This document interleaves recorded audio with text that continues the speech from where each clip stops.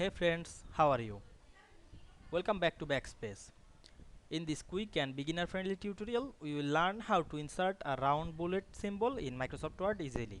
Round bullets are perfect for creating organized lists, professional documents, presentations, resumes and reports.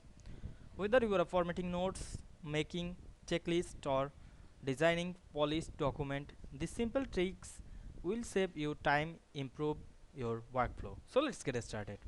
You can see here our document.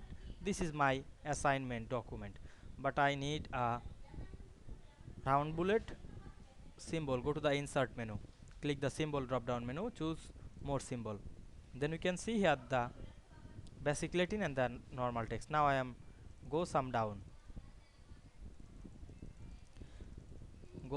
and find the round bullet. Go to the Greek Latin option. Here the round bullet, and this is Greek Latin symbol. Now I am select this and click insert, then click close, then go back the home menu and select it and increase the size of the bullet.